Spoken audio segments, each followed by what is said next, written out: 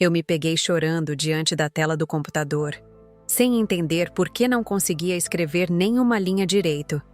A planilha estava lá, vazia, como um espelho que refletia o vazio dentro de mim. Eu só queria fazer tudo certo, mas cada palavra parecia errada antes mesmo de sair do meu pensamento. Meu coração batia rápido, minha respiração ficou curta e eu sentia aquele nó no estômago, familiar demais. Era como se eu tivesse falhado de novo, mesmo sem ter começado de verdade. Fechei o notebook com força e fui para a cozinha preparar um café. Precisava me distrair. Mas até o cheiro do pó misturado à água quente me pareceu frio, distante. Eu me sentei na mesa e olhei pela janela. As pessoas passavam, conversavam, riam. E eu ali, paralisada por algo que ninguém podia ver. Tentei me convencer de que era só cansaço, que eu precisava descansar mais, organizar melhor. Amanhã vai ser diferente, eu disse em voz alta, mas a voz que respondeu dentro de mim foi outra. Você já disse isso ontem e anteontem. Foi então que uma memória surgiu, como um flash silencioso. Eu devia ter uns 10 anos, sentada numa carteira da escola, segurando um papel dobrado com as mãos trêmulas. Eu tinha tirado uma nota baixa e escrevi "Desculpe" num canto da folha. O rosto do meu pai, sério, enquanto ele lia. Na época, eu queria tanto que ele ficasse orgulhoso. Hoje, parece que essa busca nunca acabou. Só que agora, o juiz mora dentro de mim. Às vezes, eu acordava antes do despertador tocar.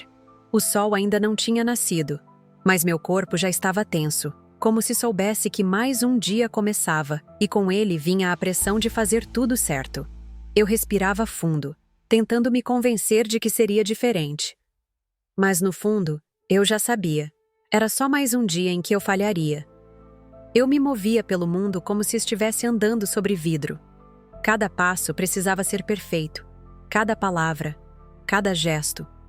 E quando alguma coisa saía do lugar, o mínimo deslize, eu sentia o chão sumir debaixo dos pés. Minha mente rodopiava em círculos. Você devia ter feito melhor. Agora todo mundo vai perceber. Até mesmo um elogio parecia falso.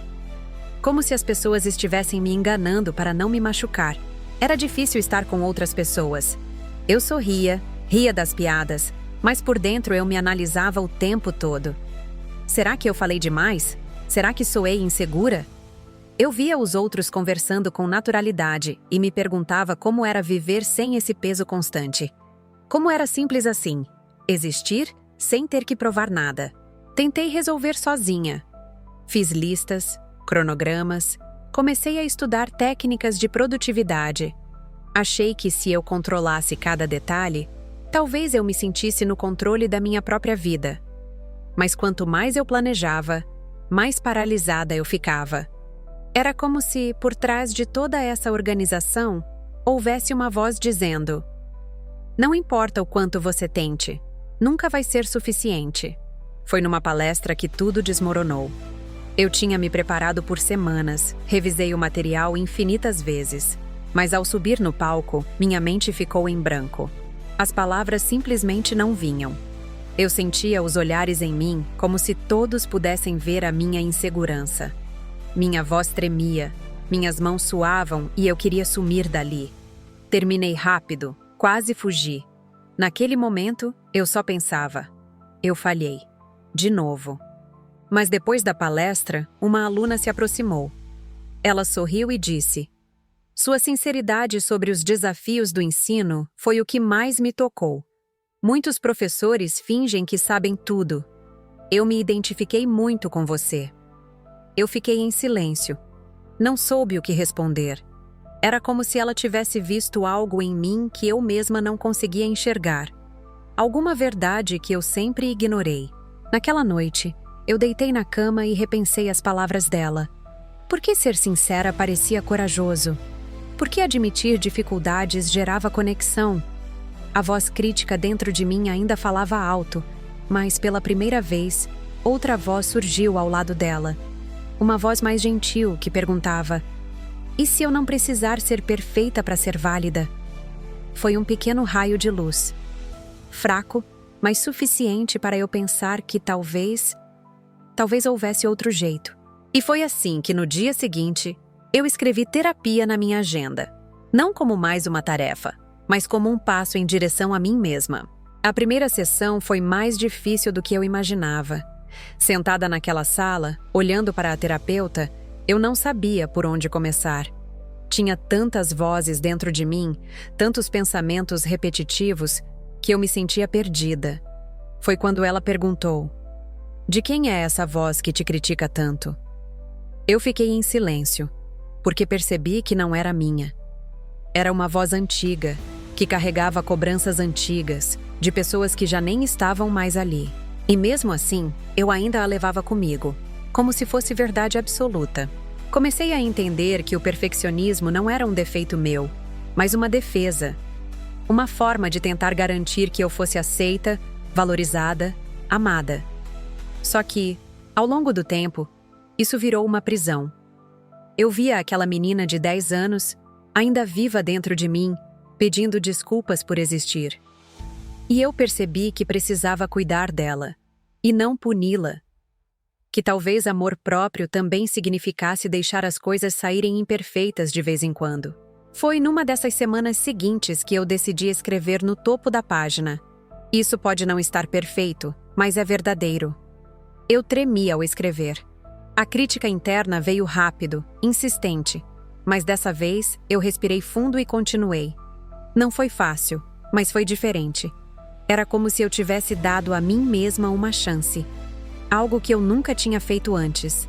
Hoje eu olho para aquela menina que escrevia "desculpe" na escola e sinto um aperto no coração. Ela ainda vive dentro de mim, mas agora eu sei como abraçá-la. Não com cobrança, mas com compreensão. Eu aprendi que não preciso carregar mais essa carga sozinha. Que errar não é fracasso. É parte do aprendizado. E talvez a maior lição tenha sido entender que perfeição nunca foi o objetivo. O objetivo era me permitir ser humana. Eu ainda tenho dias difíceis. Ainda sinto aquela voz crítica às vezes, tentando se impor. Mas hoje, eu respiro fundo e digo a mim mesma: está tudo bem. E surpreendentemente, parece que acredito um pouco mais a cada vez. Comecei a reconstruir minha relação comigo mesma com gentileza, com paciência. E isso mudou até como eu enxergo os outros. Percebi que ninguém espera a perfeição de mim. Só eu colocava esse peso nos meus ombros. Agora, quando respiro, parece que o ar entra mais fundo.